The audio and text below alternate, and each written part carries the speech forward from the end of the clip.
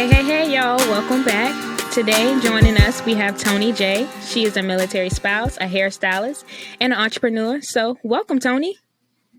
Hi, thank you so much for having me. I'm so excited. Thank you for deciding to be on our podcast today. So, we're just going to go ahead and jump right into us. You tell us a little bit about yourself and, who are you? Okay, so kind of like you said, I am Tonie. I'm 27 years young. I've been married to my husband for 2.5, almost 3 years now.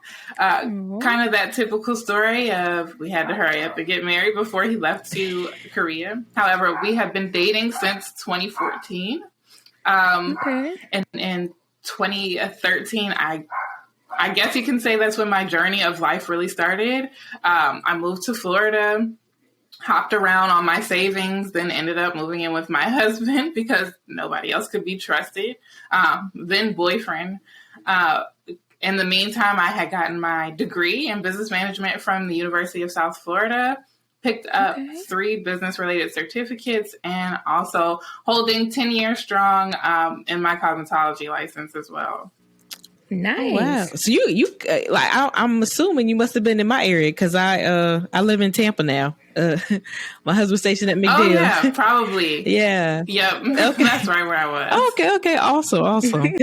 So obviously, you were giving us a little bit of your background, but it seems like obviously you really found your passion for I believe you said self-care, but also like obviously in the beauty field. So how did you land on that realm to decide that's how you wanted to push your purpose? So my path in that was not straight and narrow at all. So I actually was lucky enough to be able to do cosmetology in high school. So our public schools in Maryland have vocational programs. So anything from cosmetology, nursing, culinary, all of that good stuff we could do in high school. So I knew then that I wanted to be a barber. Like, what? So they didn't approve me for barbering, but they did approve me for cosmetology. And that's kind of when I fell in love with the entire process. And as a teenager, I would tell myself, like, I want to save lives, but I can't be a doctor. Like, there's no way I could see blood or any of that. Right. Then, of course, there's becoming a therapist. And I told myself, I'm like, I don't want to go to school that long. So when I was in high school, I didn't even want to go to college. Like, that wasn't my thing. So beauty it was. I was like, I can be a bridal stylist. I'll do hair. I'll make women feel beautiful, like everything. But then you kind of get consumed in what society says as you graduate and move on. And it's like, I got to do what makes stable income, like promising career. And also in that mix of things, my senior year, I experienced depression like a lot of teens go through, but you don't really have anybody to talk to about it. And then one day it was like, oh, shining bright light. There was a recruiter, an Air Force recruiter on the stage, and out of nowhere, something just said, let me go see what's up.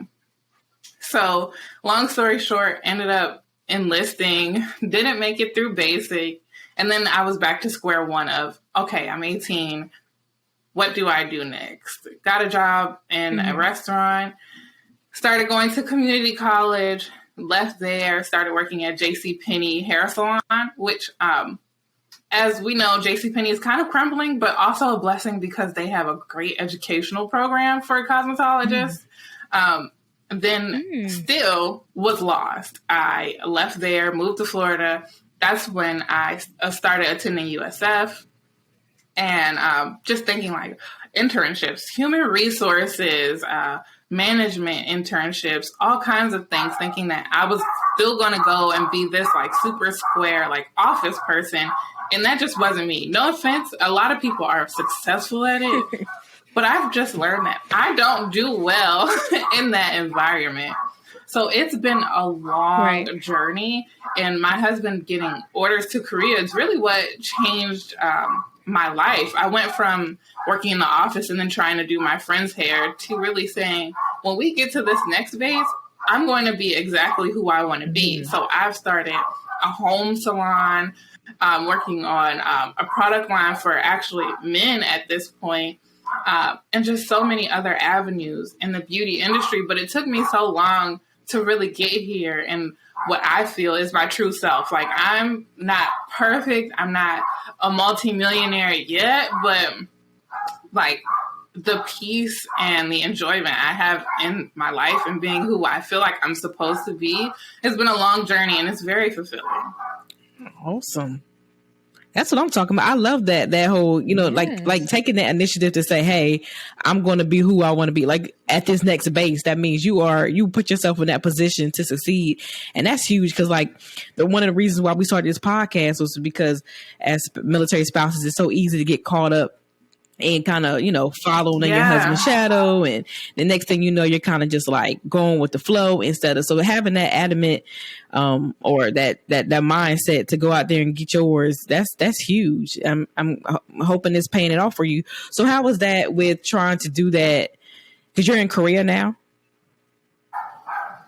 We are actually in Japan now. So we did Korea last year and now we're over in Japan. So how was that with, you know, has that affected you in any kind of way with trying to, you know, start this type of business, but obviously moving around so much and trying to build up clientele and stuff like that?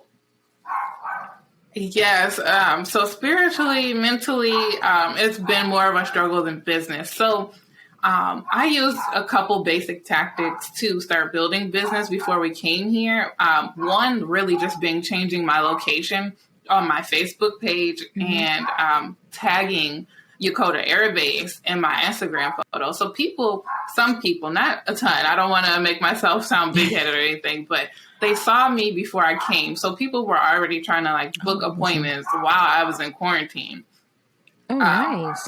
So that wasn't too bad. And I also know that being in the hair industry, it's a slow start. Like it takes at least 6 months to start really seeing a clientele build up. But spiritually and mentally, that transition was a challenge. Like I found myself crying in the shower on some days because, you know, as the active duty spouse, they still have a bit of normalcy. They get to go to work every day. Like, yes, they meet people, but the job is kind of, you know, it's easy for them to jump back into. For us, it's like, we start from ground zero every time. We have to meet new people. We have to figure out what our career looks like. You have to decide if you're going to have a career or be a stay-at-home mom. Like, there are real women who have gone through all of this. And it's hard because no matter how much your spouse loves you, you kind of still are going through it yourself because they don't fully comprehend it. Yes. Mary knows that all. Sorry, I just felt that. Just oh my god.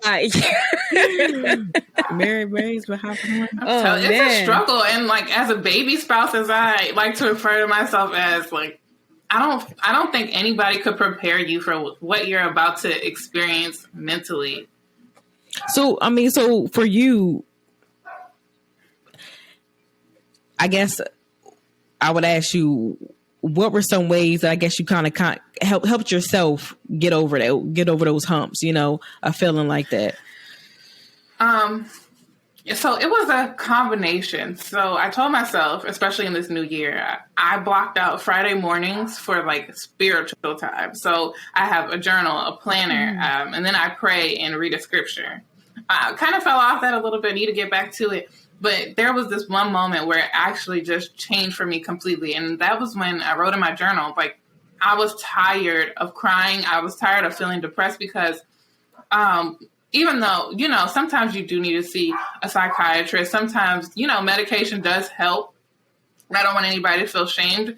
But for me, it's a mindset shift. So I have to tell myself, like, it's going to be different because you made it different. So in that morning, that Friday morning, I wrote, like, I'm not going to cry anymore. I'm going to be great. I'm going to achieve all these things. I'm going to show up as my best self. And I just kept writing those things in all caps because it was like, get it in your head.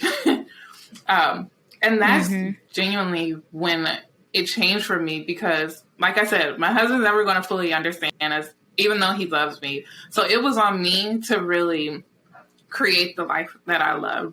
And even in the environment. So Japan, you know, you hear a lot of great things about it, but it's still a culture shock, very different. And if you're not an outdoorsy person, sometimes it can get boring. Like, who wants to hike a mountain all the time? Some people do. But for, you know, a suburban girl like myself from Maryland and then living in Florida, it's like mountains. Yeah, so that's really what changed it. Just journaling and planning and keeping that, like, scripture close to, like, balance myself is what really made the shift. Okay. Now I know you, like we just Candace asked you about the ways that you use to help cope, but like going back, what is your story in regards to mental health? You know, last month we really focused on mental health, and you know, I just think, you know, you don't need just 1 month to just talk about it because everybody goes through it daily, you know. So do you have a story that you can tell in regards to mental health? Did it just start when you guys were in Korea or Japan, or, you know, previously? I know you said that, you know, in high school you were depressed too, but so do you mind sharing your story in regards to that in your journey? Sure. So I'm trying to think of a way to condense it because in my head I'm like, "Ooh, this is a lifelong story of mental health." So as a small child, my parents divorced, and that's when I can actually say like the shift happened in mental health because, you know, as a small child, everything is amazing, but then there came a time where there was infidelity in my parents' marriage and domestic violence, and that's when the shift occurred. So we started to move around with our mother, and that's when you really have to learn to make new friends. And I kind of got through those first few years, but then as we got a little bit older to like preteen and teenager, that's when everybody was kind of more concerned about themselves, I'll say. Like, I love my parents to death, but do I think they were more interested in their new partners than their kids? Absolutely. And for my sister, she kind of, I don't know, you know, where she was at mentally, of course, but she seemed like she had it together, like went to school, got good grades, you know, didn't have much to say, was just like great kid. But for me, I didn't act out so much just to get my parents' attention, but it was like, if you're not going to pay me attention, I'm going to go do what I want. So I'm in that weird, like, gray area where some people don't have their parent or their parent gave them up. And so it's like, okay, I can understand. But me, I have my parents, but they weren't available to me. Like, they were emotionally unavailable, which led to me feeling neglected and alone emotionally. So that's when my depression really started, which was in my early teenage years. So it led me to really being alone with myself because I was also a little different in school. Like, people really didn't gravitate toward me. So I didn't have a ton of friends. People knew me, which has always been a weird situation. Like, people know who I am, but we're not friends. We don't talk. So between like the ages of like 15 and like 17, it was just a long stint of time where feeling like I only had me. Like, you're boy crazy and everything else, but you quickly learn like they don't really care about you. They're teenage boys. They can't even process your depression or your desire to want to have friends. Like, they don't care. So then it went from there to, you know, enlisting because I'm like, wait, this recruiter told me that I can live for free. I can get away from my parents and like have a whole career. Like, that sounded like heaven to me. Like, give it to me, sign me up right now.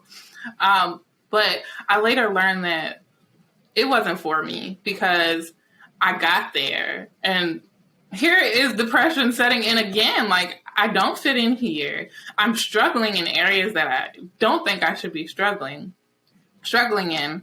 And then now I'm faced with, you know, you can stay in or get out. But that's when I really discovered my relationship with God. Like, I was raised Christian, but it's different when you have your own relationship. And that's where I feel like spirituality comes in. Because it was like in that moment, I heard him. I was like, what do I do? Like, do I stay or do I go home? And I heard this voice that was way louder more clear, more confident than my subconscious. And it was like, go. And that was when I just went. Like, I went home. I was like, I'll figure it out. But where I'm at today, it's recent. Like, this happy spirit, it took me a long time to get here. I've had just crazy blow-ups with my adult friendships, shifts in my relationship before we got married, and it's so crazy. Like, it's better if I answer specific questions, because it's like my mind just jumps to like all these traumatic incidents, and I get it. It's a lot. Now, was there any support at when you were in basic, like, or did they even approach the situation as if it was something? I'm trying to phrase this correctly. I'm just wondering, when you were at basic, was there any opportunity for them to help you? Like, did they even approach it like that, as if, hey, this is somebody that we could potentially kind of save and kind of maybe guide and get her back on track? Or, and I understand that you said you, at that point, you felt like you heard from God and it was time to go. So I understand from your perspective, but I'm just wondering from theirs, if there was any attempt to maybe try to, in their eyes, guide you the right way. So there was, but of course, based on lifestyle, I wasn't receptive or even knew what that kind of care or concern looked like. So my MTI at the time, once I reflected on it, I could tell that he watched me. Like, he wanted to really take in my personality type and understand like what made me tick and all of this good stuff. There even became a time where he made me the guide on. That's, the person who carries the flag. And that comes with a lot of pride. You're leading at the front. You're holding this flag high and mighty. Like, that's it. But at the time, I didn't really process or understand. At 18 years old, it's like, it doesn't click to you that this person saw greatness. So he was trying to make you better. It was just, you're focused on like, I barely gotten any good sleep. There was a time where I got a sinus infection, and I know Texas is hot, but they had the AC bumping in the middle of the night in December. So I'm freezing cold, sleeping in a sweatsuit. Like, hello, girl, you're not supposed to wear your outside clothes to bed and then wear them back outside. And so I was getting sick. I was beat down. So I couldn't see that there were people who cared, and it's not like they can express to you how much they care or that they do care, because this is a professional environment where they're breaking you down to build you up. Before you're having your in-home salon now, were you working in like salons before, or this is the first, like the start of it? Somewhat. So in my younger adult years, before I moved to Florida, I worked at JCPenney for a little less than a year, their hair salon, and then back again at McGill, which was maybe a year ago at this point. I don't even know if it was a year ago. So I worked at that hair salon. But in between all those years, I was, doing hair as it kind of came to me. So if I had a girlfriend who asked, hey, can you do my hair this weekend? Or maybe once in a while somebody found me on Facebook that wanted to get their hair done. But no, I wasn't consistent in that. And that's kind of why I say my path is nowhere near straight, because it's a very scatterbrained kind of experience, and just trying to figure out, like, getting. Listen, you say your path is nowhere near straight. Like, it ain't supposed to be straight, sis. You doing good. It should know it's No, but I will tell you, in those like old school Black Christian, like very stern families, like, it's like you have to figure it out today, and that's your path. Period. Like, they won't tell you that there was any imperfections going on when they were young adults or teenagers. They just kind of want you to feel like they have it all together. Like, okay. I was going to say, now earlier, I know you kind of touched on how your desire for kind of creating your business and also doing hair and stuff like that kind of came from this idea of wanting women to be or wanting women or people in general just to feel better about themselves. So I was going to ask you to kind of tie in how your personal experiences with any type of like depression or any other, things that you've been through has kind of led you to want to have that desire to help people in that kind of way. Is there anything specific, that the reason why that's the way you want to target, the way you help people? Yeah. So I'm still fine tuning who I am because everything doesn't always come out right. I'm not that tender, loving person on the outside. Like, I don't have the delicate voice and the soft touch. That's just not me.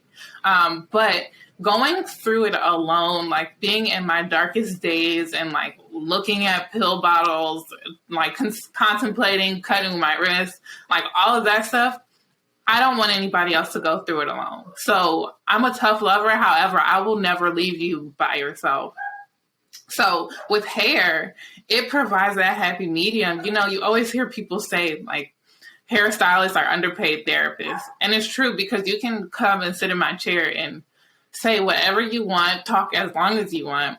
And people sometimes they even apologize. They're like, I'm sorry, I just unloaded all of that. And it's completely okay. And that's why I love my job, because it's the perfect balance for me and them, because people are getting out how they feel. But at the same time, I'm not absorbing that energy. Sometimes when I talk one-on-one with people, it's like they leave with a sense of relief. But now I'm feeling like heavy and drained and sad. But doing hair is that perfect balance for me and other people. Like, they leave feeling beautiful inside and out. And I've been able to help without, feeling any worse about myself. That's a good perspective to look at it. I know, back in the day when I used to go faithfully, and I used to, with my mom and my grandma to the salon, we used to go like every 2 weeks faithfully.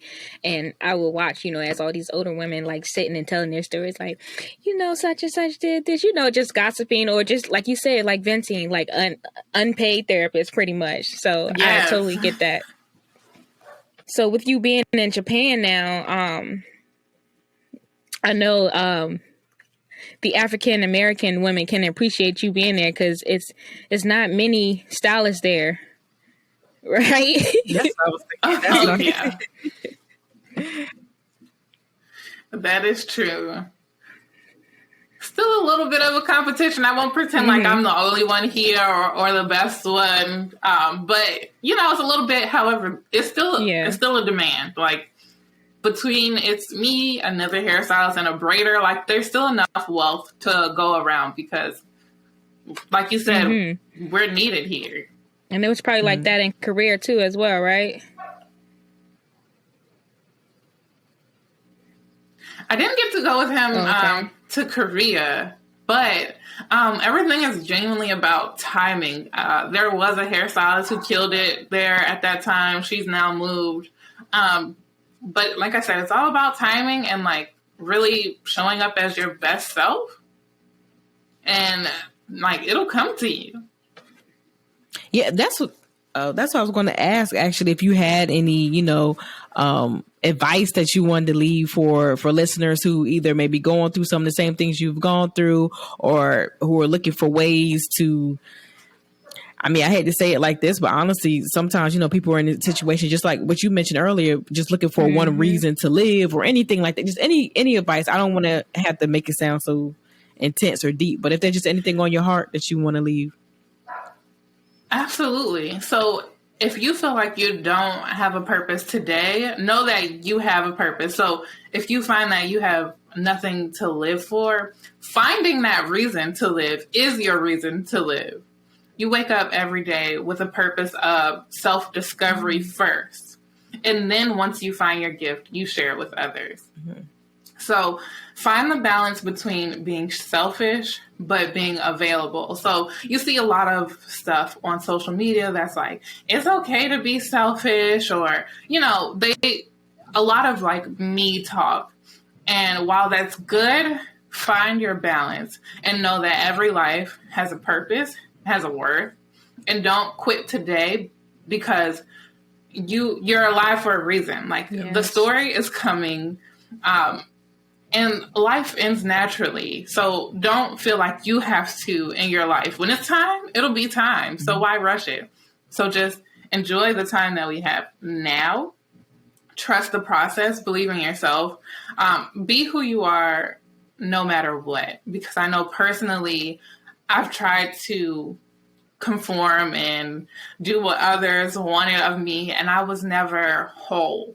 Like, I never felt happy or complete within myself. But now I've reached a point in life where if there's somebody that doesn't sit right with my spirit, as bad as it may sound, it happens. If you find that happens to you, it's okay to remove yourself and be honest about it. If there's a career that's not working for you, end it now rather than dragging it out, and go pursue what you feel like you're meant to do. And just be 100% true to yourself. You'll feel the lightness just in your body. Like, spiritually, I feel like I've lost pounds because I feel so much better and so much lighter. It's literally the depression, the anger, trying to fit in, conform to what society tells you will weigh you down. Drop the dead weight, go on your self-discovery journey. And if you already know what it is, that's your purpose, share it with others, because that's what we're supposed to be doing. That is some great advice, Tonie. Like, that is great advice. I mean, and I just want to say to you, I know you mentioned, just freshly, you call yourself a baby military spouse, but you got your mentality is right on. Like, you're doing everything right. And I want to say, just keep it up and just know that, what your husband is doing is for a good cause. And, I'm glad that you've already found your purpose and you're living in your purpose right now. So just continue to do what you do. Exactly. 'Cause that's huge. Yeah. That's huge to already have that going into it. Because, it takes a lot of pressure also off your marriage, and also your personal just stress level when you already are walking in your purpose. So she's absolutely right about that. Now, before we go though, is there anything else you want to say about, your business, anything you got going on that you want to mention? How can our listeners reach out to you? Yes. 2 notes. Yes, that as well. Yes. Okay, that too. So Juneteenth is coming up here at Yokota Air Base. We will be having a Juneteenth festival. It sold out the first time. They've released more tickets, and I will be there as a vendor. So if you want to stop by and say hi, you can do that. If you want to come and purchase and shop with me, I will have limited release Ankara bonnets, satin line. We'll be selling design essentials, hair products. You see some products behind me, some cosmetics. We'll have a little bit of everything. So stop by, shop, talk. If you can't make it, you can definitely follow me on social media. I can be found on Facebook or Instagram at Tonie J Beauty. That's TONIE J Beauty. Okay. Awesome. Okay, I'm kind of jealous. Let me go to y'all jeans. Y'all know, right? Like, can I take a trip real quick?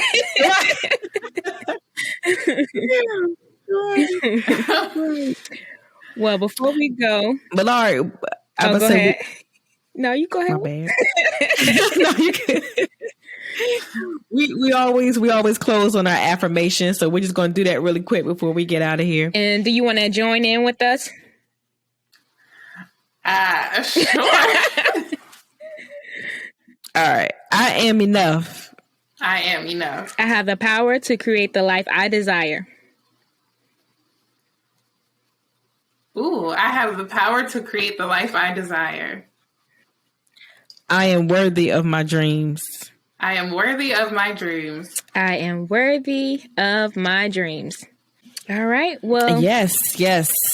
Thank you, Tonie, for coming on today. We really appreciate having you. Yes, thank you for dropping. Yes, and I want to. Sorry, I just want to thank you guys for providing this platform.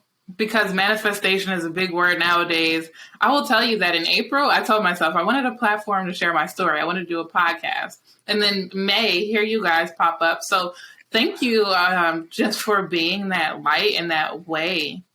For me and other women to share their stories. Yes, absolutely. Thank you. Thank you. That means a lot. It does. Absolutely. All right. Well, we're going to end it here. Once again, thank you, Tonie. And remember, Thank you. Sean sis, you got this. You got this, girl.